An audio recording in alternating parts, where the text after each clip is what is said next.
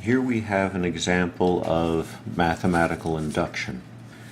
Mathematical induction works by the principle of showing that something starts working and then showing that if it works up to a given point, it must then keep working.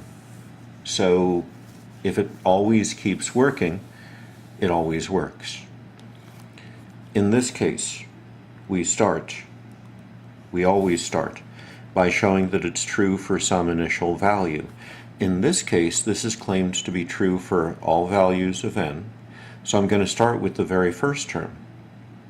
If n is equal to 1, then on the left-hand side, I just have the first term. That's 2.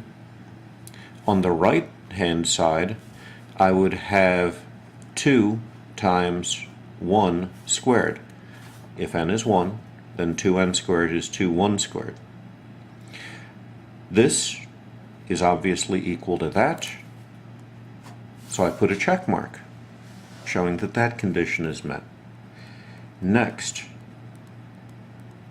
I assume that for some k greater than or equal to 1, 2 plus 6 plus ... plus 4k minus 2 is equal to 2 times k squared. And what I need to show is that the next term will also work. The next term will also fit this formula. Now in this case, that would be 2 plus 6 plus ... plus 4k minus 2 plus the next term. The next term would be 4 times k plus 1 minus 2. Now what I want to show that this is equal to, and I'll put that way down here at the bottom, is 2 times what I would get if I plugged in k plus 1 for my n squared.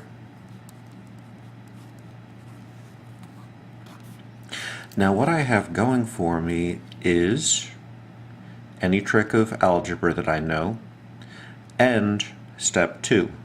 At some point I have to use step 2. I'm going to use it at the very beginning. Do you see the 2 plus 6 plus ... plus 4k minus 2? According to step 2, that's equal to 2k squared.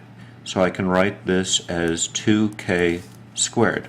That will be this term. Here, I think I'm going to expand. 4 times k plus 1 is 4k plus 4, and then minus 2 will be 4k plus 2. So this comes from the boxed, this comes from the rest of it. Now, I can factor out a 2. I have a common factor. This is 2 times k squared plus 2k plus 1. I recognize that this is equal to this. I should write equal signs throughout. This is equal to this, which is equal to this, which is equal to that. So my original is equal to my target. At the end, it's nice to put some mark to show that you recognize that you have finished. Two traditional marks to use are QED. It's the Latin acronym for Quod Erat Demonstratum, or a more modern mathematical symbol is just an open rectangle. Don't ask me why. If you use a check mark, that would be fine as well. These are the mathematical symbols, but I just need something at the end to show me that you recognize that you have finished.